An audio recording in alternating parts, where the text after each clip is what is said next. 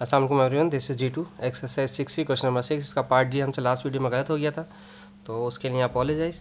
वो प्लस लिख दिया था मैंने यहाँ माइनस की जगह, बस उस प्लस माइनस के से पूरा सवाल गलत हो गया। ठीक है, अब इनका एलसीएम ले लें, k+1 और 2k+2। ठीक है, और क्रॉस मल्टीप्लाई करेंगे, 3 मल्टीप्लाई होगा इस वैल्यू से 2k+2 से, और -1 मल्टीप्लाई होगा इस k+1 से। ठीक है, is equals to 5। 3 2 = 6k plus 3 2 = 6 minus k1 = k minus 1 = 1। ठीक है, और 5 मल्टीप्लाई होगा इन दोनों से। ठीक है, ये हो जाएगा k², 2k + 2k 4k, ये 2k² होगा, 2k², 2k और 2k 4k हो जाएगा, और +2 1 = 2। ठीक है, सो 6k में से k गया तो 5k, और 6 में से 1 गया तो +5 is equals to 5 2 = 10 k² plus 5 2 = 10 और 5 4 = 20k और 5 2 = 10। ठीक है, ये 0 हो जाएगा, वहाँ जाके माइनस करें इसको।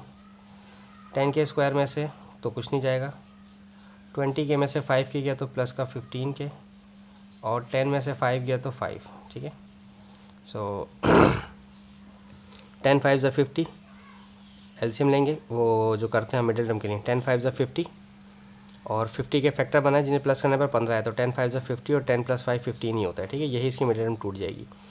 10k² plus 10k plus 5k plus 5। ठीक है, अगर किसी को मिडिल टर्म तोड़ना नहीं आती तो पहले मिडिल टर्म तोड़ना सीख लें, फिर ये सवाल कीजिएगा। ठीक है, 5 और k+1, फिर तो सिंपल कॉमन लिया है, इन दोनों में से कॉमन आ गया k+1, और फिर 10k + 5 ऐसे आ गया, is equals to 0।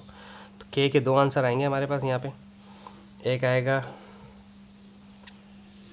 k+1 is equals to 0, और एक आएगा 10k + 5 इज इक्वल्स टू 0। ठीक है, यह आएगा k इज इक्वल्स टू -1, और ये आएगा 10k इज इक्वल्स टू 45 यहाँ जाके माइनस हो जाएगा, और 10 वहाँ जाके डिवाइड हो जाएगा, -5/10। तो 5 1 = 5, 5 2 = 10, -1/2।